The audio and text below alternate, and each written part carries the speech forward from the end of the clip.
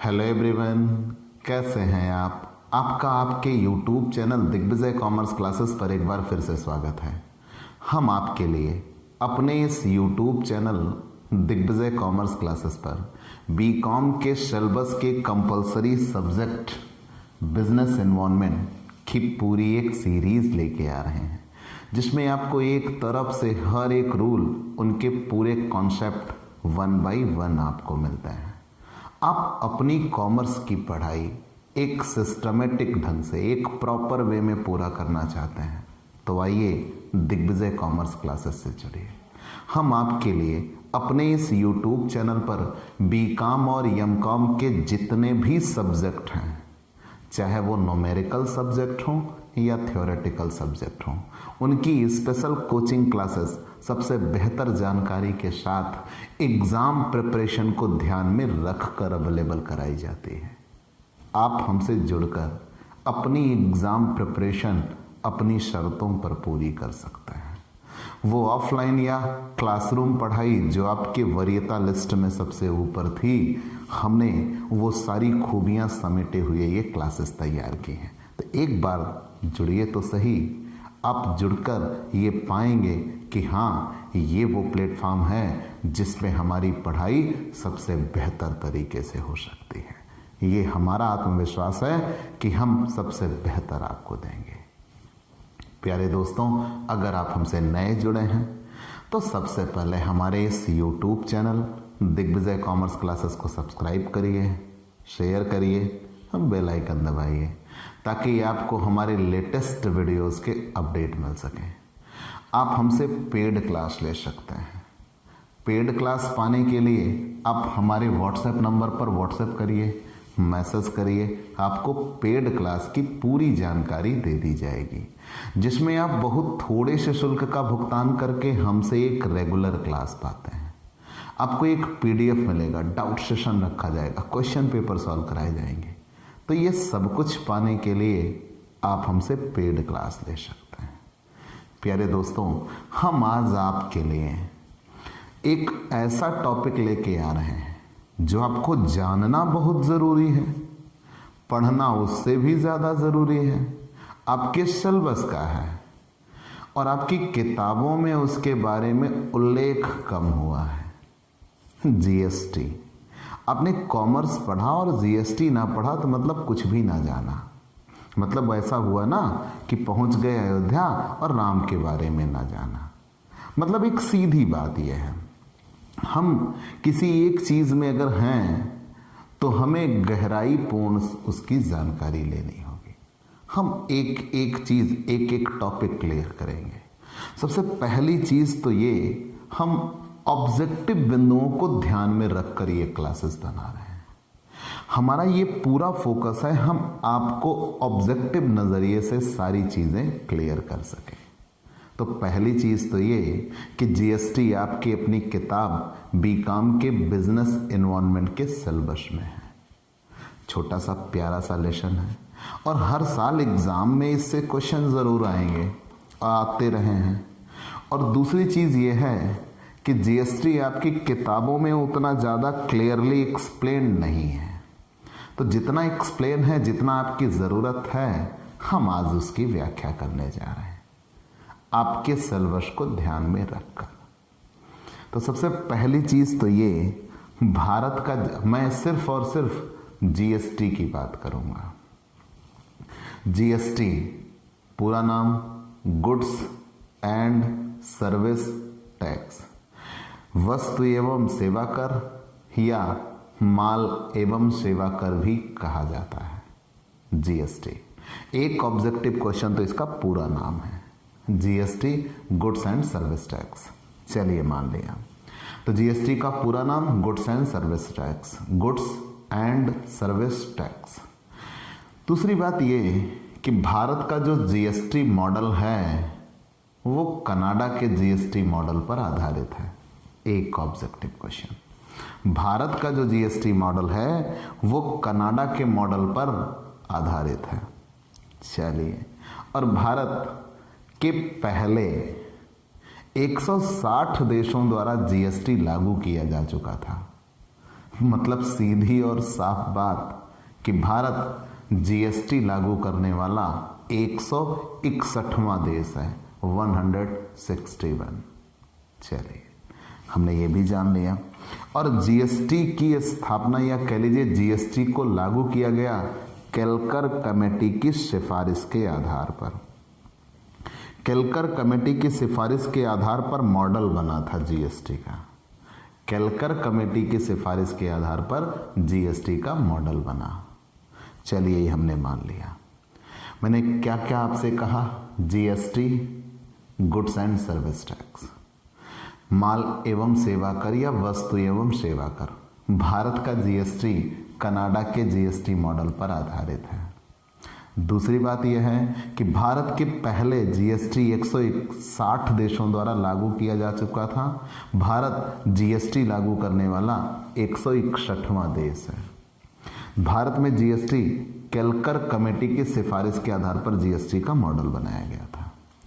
हमने ये जान लिया। और भारत में जीएसटी 1 जुलाई 2017 से लागू हुआ है। सबसे पहले कहाँ लागू हुआ? असम पहला राज्य था जिसने जीएसटी लागू किया था। कौन?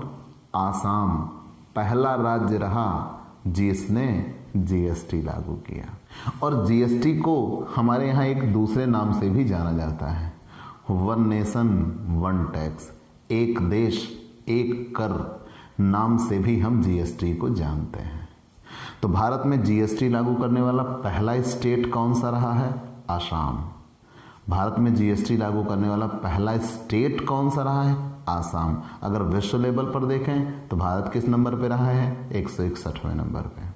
लेकिन भारत में आसाम सबसे पहला स्टेट रहा है जीएसटी लागू करने के मामले में। और इसे वन नेशन वन टैक्स नाम से भी जानते हैं। और मिस्टर अमिताभ बच्चन जीएसटी के ब्रांड एम्बेसडर हैं। मिस्टर अमिताभ बच्चन जीएसटी के ब्रांड एम्बेसडर हैं। एक देश एक कर। चलिए, ये हमने इतनी चीजें जीएसटी के बारे में प्रमुख बातें जान ली। अब हम कुछ किताबी ज्ञान पे आएंगे। मैंने ये चीजें बता दी जो किताबों में जिनका जिक्र नहीं था। अब अगर जीएसटी की बात करें तो जीएसटी भारत की कर संरचना में एक बहुत बड़ा सुधार है। क्योंकि पहले हमारे यहाँ क्या था? पहली चीज तो ये जीएसटी एक अप्रत्यक्ष कर होता है, इनडायरेक्ट टैक्स होता है। या आप बेसिकली ये कह लीजिए कि जितने अप्रत्यक्ष कर थे उनको हटा दिया गया या मिला दिया गया और उनके स्थान पे जीएसटी ला दिया गया। तो जीएसटी एक अप्रत्यक्ष कर है। ठीक, चलिए हमने जान लिया। फिर से जान लीजिए, हम बात कर रहे हैं जीएसटी की। तो जीएसटी भारत की कर संरचना में एक बहुत बड़ा सुधार का कदम है। वास्तव में जीएसटी एक अप्रत्यक्ष कर है। जीएसटी एक अप्रत्यक्ष कर है। दूसरी चीज ये कि जितने भी इनडायरेक्ट टैक्स थे उन इनडायरेक्ट टैक्सों को मिला के एकीकृत कर दिया गया और उन्हीं के स्थान पर जीएसटी लागू किया गया। और मैंने आपको ये बताया कि भारत से पहले 160 देश जीएसटी लागू कर चुके थे। भारत 161वां देश जीएसटी लागू करने वाला बना है। दूसरी बात, यहाँ ये कहा गया अधिक से अधिक देशों द्वारा जीएसटी अपनाए जाने की वजह से भारत पर ये राजनीतिक दबाव था कि उसे जीएसटी लागू करना ही होगा। और जीएसटी लागू होने से आज संपूर्ण भारत एकीकृत बाजार से या एकीकृत बाजार में परिवर्तित हो गया है। क्यों? क्योंकि अब संपूर्ण भारत में एक ही प्रकार का अप्रत्यक्ष कर लगेगा। पहले क्या था? एक स्टेट में कोई वस्तु किसी दूसरे रेट पर मिलती थी तो वही वस्तु किसी स्टेट में दूसरे रेट पर मिलती थी। मैं अपना एक उदाहरण देता हूँ।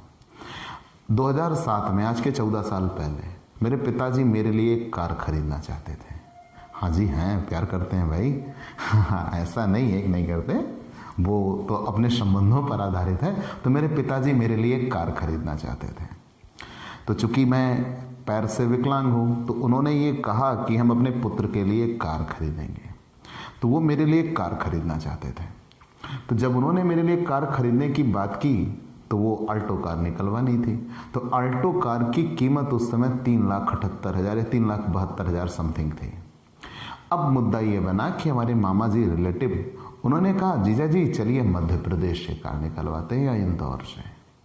तो उन्होंने कहा ऐसा क्यों भाई, पिताजी ने हमारे कहा ऐसा क्यों। तो उन्होंने कहा यहाँ सेल टैक्स लगता है और सेल टैक्स लगने की वजह से 20 से 25 हज़ार रुपये ये कार महंगी मिल रही है। यही कार अगर हम वहाँ लेते हैं तो वहाँ सेल टैक्स नहीं देना पड़ेगा और कार हमें इतने रुपए सस्ती पड़ जाएगी। तो पापा ने कहा पेपर वर्क वगैरह ये सब हम दौड़ धूप नहीं कर पाएंगे, हमारे लिए यहीं बेहतर, हम यूपी से ले लेंगे। लेकिन अगर कोई व्यक्ति इतना करना चाहे तो कर सकता था।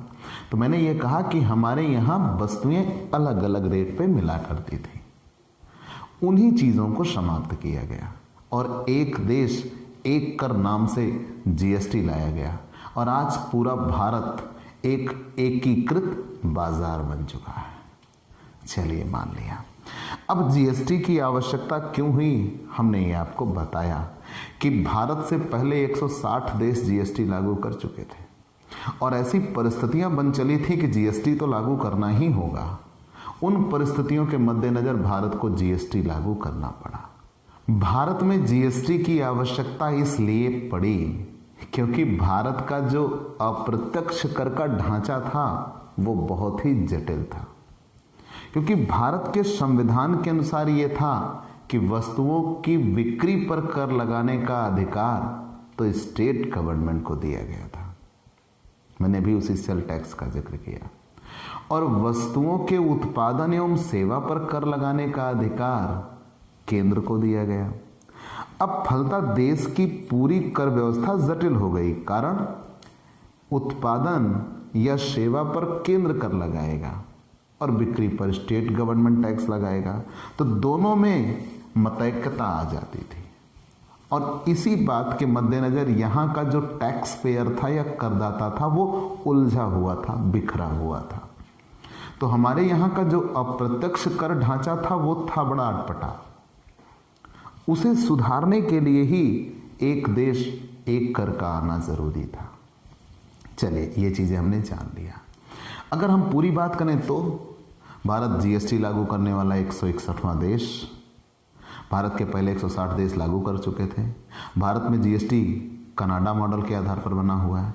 भारत में जीएसटी केलकर कमेटी के सिफारिश के आधार पर जीएसटी मॉडल बनाया गया। भारत में जीएसटी 1 जुलाई 2017 से लागू हुआ।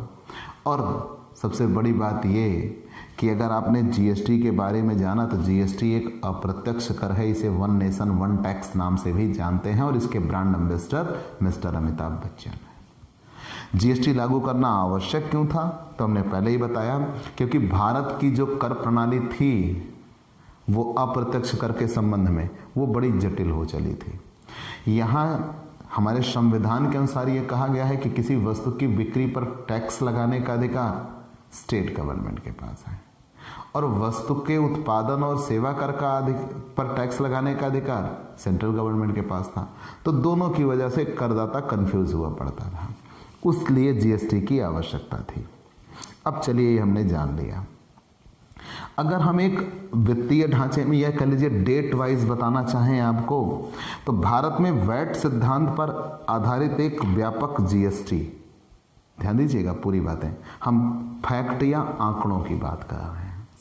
तो भारत में वैट सिद्धांत पर आधारित एक व्यापक जीएसटी लाने का सुझाव सर्वप्रथम अप्रत्यक्ष करों पर केलकर समिति में 2003 में दिया गया था। मतलब भारत में जीएसटी लगाने के लिए अप्रत्यक्ष करों पर सुझाव केलकर कमेटी की सिफारिश द्वारा 2003 में दिया गया था। तो 2017 तक कैसे पहुंचे?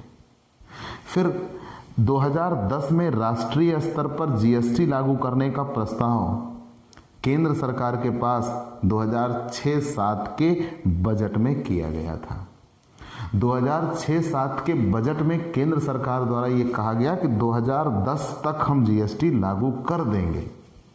कब कहा गया था? 2006-07 में कहा गया था कि 2010 तक हम जीएसटी लागू कर देंगे, लेकिन वो मनोदशा नहीं थी, कर नहीं पाए।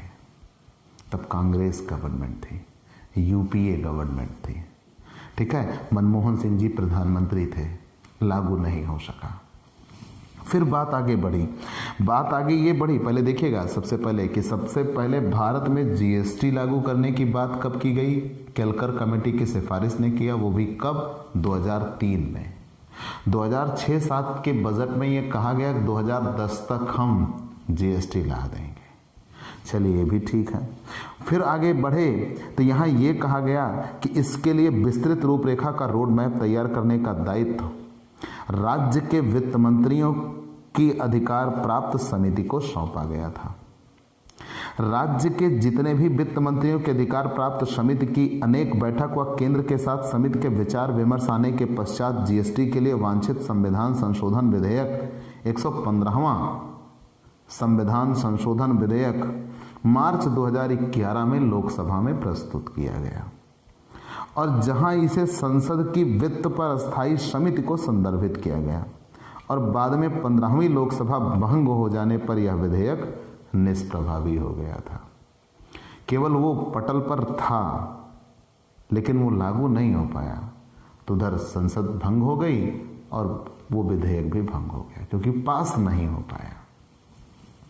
केंद्र ने मई 2014 में, अब यहां से आते हैं हमारे प्रधानमंत्री नरेंद्र मोदी जी, यहां यह कहा गया कि केंद्र में मई 2014 में नई सरकार के गठन के पश्चात एक बार पुनः, हम आंकड़ों की बात कर रहे हैं, एक बार पुनः केंद्रीय मंत्रिमंडल ने इसके लिए विधेयक के मसौदे को 17 दिसंबर 2014 को मंजूरी दे दी और 19 दिसंबर 2014 तक इसे लोकसभा में प्रस्तुत कर दिया गया। चलिए ये हमने 14 तक हमने ये बातें मान ली और लोकसभा ने 6 मई 2015 को इसे पारित भी कर दिया और इसके पश्चात राज्यसभा में इसे प्रवर समिति को संदर्भित कर दिया और समिति ने 22 जुलाई 2015 को अपनी रिपोर्ट प्रस्तुत कर दी। ये सारी परिस्थितियां थी, इतना डीप आपको नहीं जानना। अंत में आकर जीएसटी लागू कब कर दिया गया? 1 जुलाई 2017 से लागू हुआ और आसाम पहला स्टेट था जो जीएसटी लागू करने वाला बना। जीएसटी के लिए सिफारिश सबसे पहले कब की गई? 2003 में। केलकर कमेटी की सिफारिश थी। 2006-07 के बजट में यह कहा गया 2010 तक हम लागू कर देंगे। 2011 तक एक वित्त मंत्रियों की एक स्थायी समिति बना दी गई, वित्त मंत्रियों के अधिकारियों की, सभी राज्य के वित्त मंत्रियों के अधिकारियों की एक समिति बना दी गई और उसमें कहा गया कि आप जीएसटी लाइए, जीएसटी के बारे में विचार दीजिए। फिर ये संसद में रखा गया और संसद में रखा ज़रूर गया लेकिन ये पास नहीं हो पाया और जब संसद या विधानसभा भंग हुई, लोकसभा भंग हुई, तो वो विधेयक भी वहीं पे रद्द हो गया। फिर जब नई सरकार आई 2014 में एनडीए गवर्नमेंट आती है, तो एनडीए गवर्नमेंट में ये फिर से मंत्रिमंडल द्वारा ये रखा गया। दिसंबर 2014 को मंजूरी दी गई, 19 दिसंबर 2014 को लोकसभा में प्रस्तुत किया गया, 6 मई 2015 को पास किया गया और फिर राज्य सरकार में से दिया गया, 22 जुलाई 2015 को प्रस्तुत किया गया और अंत में आके ये जुलाई 2016 तक गहन विचार विमर्श के पश्चात 3 अगस्त 2016 को ये राज्यसभा में भी पास हो गया। 3 अगस्त 2016 को। और उसके बाद 1 जुलाई 2017 से ये पूरे देश में लागू किया गया और इसे कहा गया one nation one tax, GST, goods and service tax. चलिए ये मान लिया। अब हम ये जान लेते हैं, इतना जान लेने के बाद जीएसटी की मुख्यतः यहाँ हमें 3 कैटेगरी पढ़नी है, सीजीएसटी, एसजीएसटी और आईजीएसटी। मैंने क्या कहा, कितनी कैटेगरी में पढ़नी है? 3।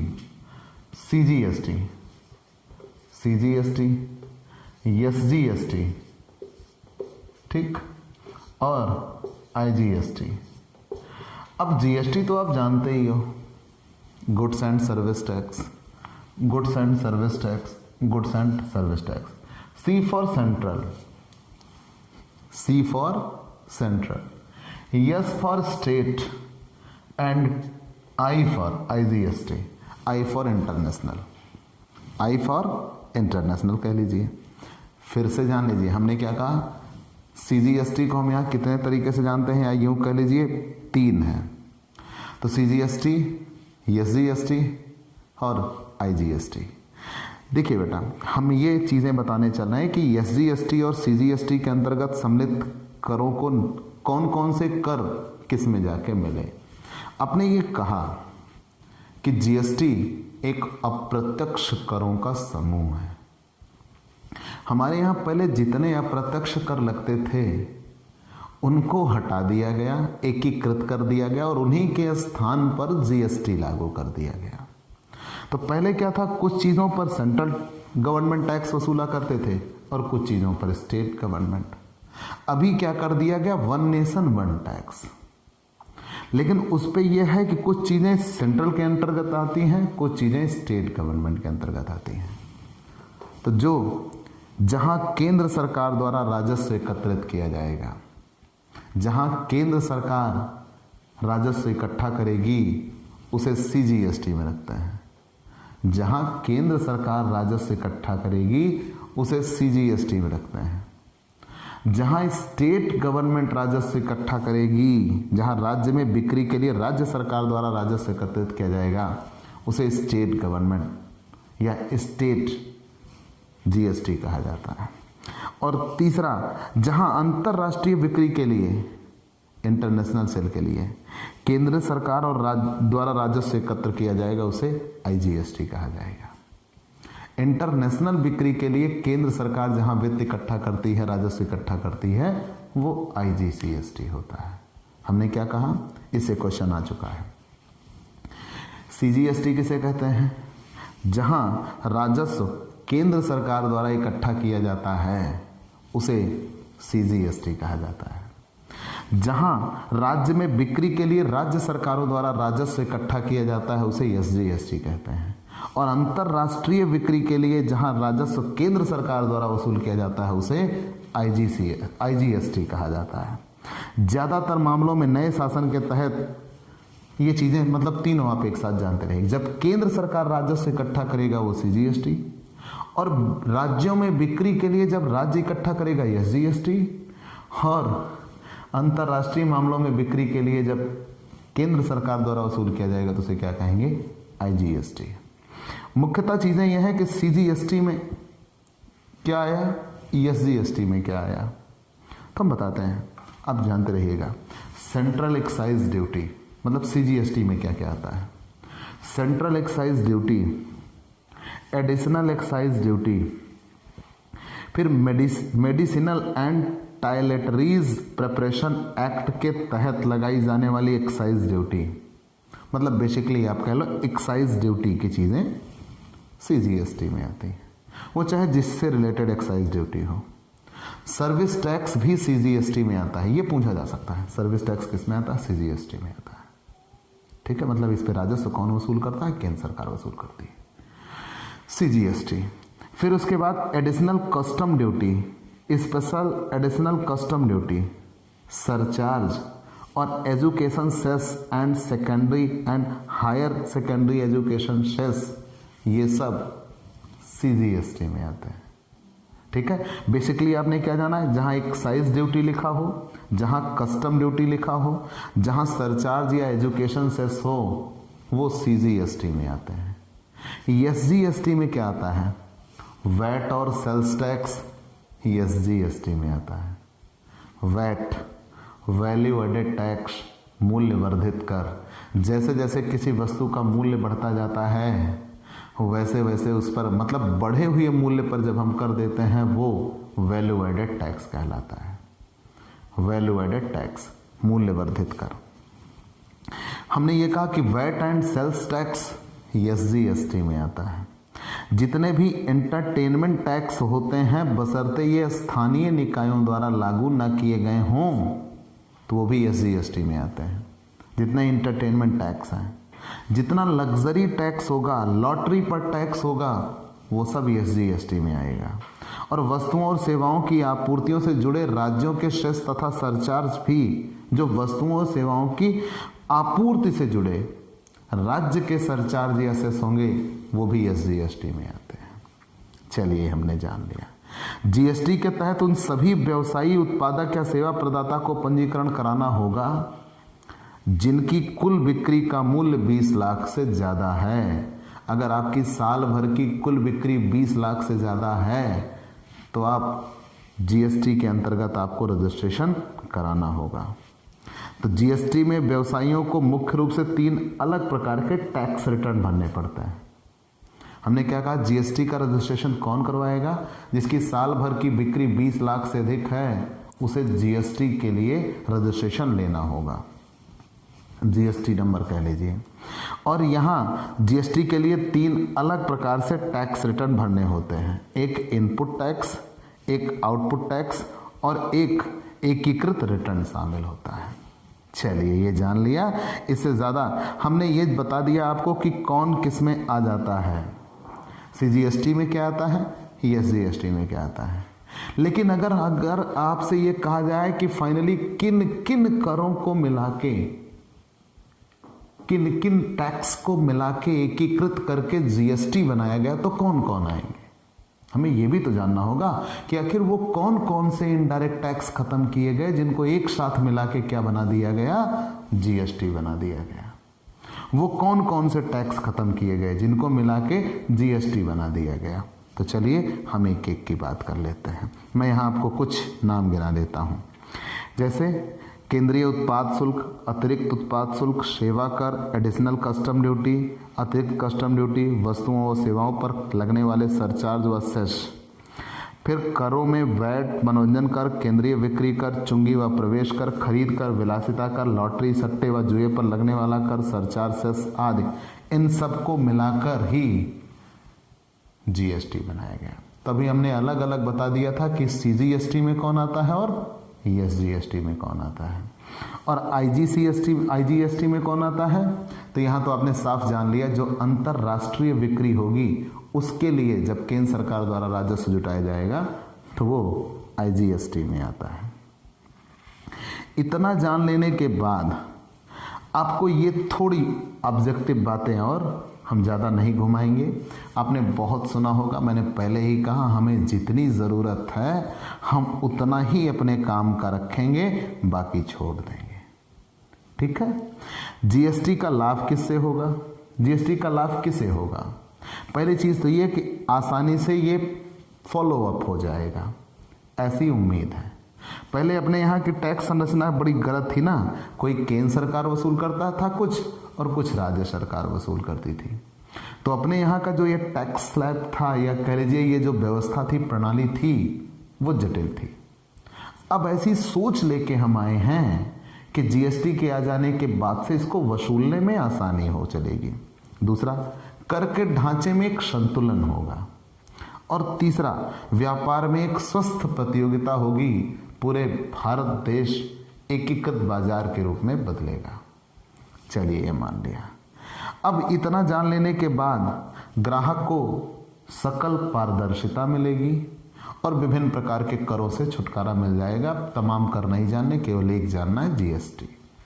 ठीक है, चलिए मान लिया। अब यहाँ एक बात आई है, GST अनुपालन रेटिंग, इससे रिलेटेड क्वेश्चन आ सकता है। GST अनुपालन रेटिंग, GST कानून वस्तु एवं सेवा कर अनुपालन रेटिंग की एक अवधारणा प्रदान करता है जो भारत में नई है। क्या वर्तमान में भारत में ऐसी कोई भी अवधारणा विद्यमान नहीं है। GST अनुपालन एक ऐसी अवधारणा है जो अपने देश में पहली बार वैधानिक प्रावधान की तरह लागू अथवा प्रयोग की जाएगी। और ये कब बनाई गई? केंद्रीय वस्तु एवं सेवा कर अधिनियम 2017, केंद्रीय वस्तु एवं सेवा कर अधिनियम 2017 GST एक्ट जो है कि धारा 149 में GST अनुपालन रेटिंग के संदर्भ में प्रावधान को सम्मिलित किया गया है। यह वस्तु एवं सेवा कर रेटिंग अंक समयांतराल पर परिवर्तित भी हो सकते हैं और पंजीकृत भी किए जा सकते हैं। इतना जान लीजिएगा। ऐसी कौन सी चीजें हैं जिन्हें जीएसटी से अलग रख दिया गया है? क्या सब पे जीएसटी लग गया? नहीं, कुछ चीजें ऐसी भी हैं जिन्हें जीएसटी से अलग रखा गया, जैसे अल्कोहल। अल्कोहल को जीएसटी से अलग रखा गया क्योंकि यह सरकार की आय का सबसे बड़ा जरिया होता है। अल्कोहल को आबकारी से सरकार, कुछ साल पहले तक इनकम टैक्स था, उसके बाद सर्विस टैक्स आया निगम का, अब हम मतलब आबकारी से सरकार को सबसे ज़्यादा इनकम होती है। तो जितनी चीज़ें अल्कोहलिक होती हैं, अल्कोहल को जीएसटी से अलग रखा गया। पेट्रोलियम और ऊर्जा को जीएसटी से अलग रखा गया, बिजली को जीएसटी से अलग रखा गया, भूमि और स्थावर संपदा को जीएसटी से अलग रखा गया, शिक्षा, स्वास्थ्य, देखभाल आदि को जीएसटी से अलग रखा गया। ठीक है, लेकिन याद रखिएगा, आपने ये विशेष तौर पर जाना कि जो आम आदमी द्वारा इस्तेमाल किए जाने वाले अनाज सहित उपभोक्ता मूल्य सूचकांक की लिस्ट में शामिल वस्तुएं थी, उन पे आधी से ज़्यादा वस्तुओं पर 0 जीएसटी लगेगा, 0। ठीक, मैंने क्या कहा? आम आदमी द्वारा इस्तेमाल किए जाने वाले अनाज सहित उपभोक्ता मूल्य सूचकांक की लिस्ट में जितनी वस्तुएं थी या आधी से ज़्यादा वस्तुएं जिन पे 0 जीएसटी लगता है। दूसरा, आम लोगों द्वारा बड़े पैमाने पर इस्तेमाल की जाने वाली वस्तुओं पर केवल 5% जीएसटी लगता है। फिर कहा गया वस्तु एवं सेवा कर के 12% और 18% दो मानक दरें होंगी, या तो 12% जीएसटी होगा या तो 18% जीएसटी होगा।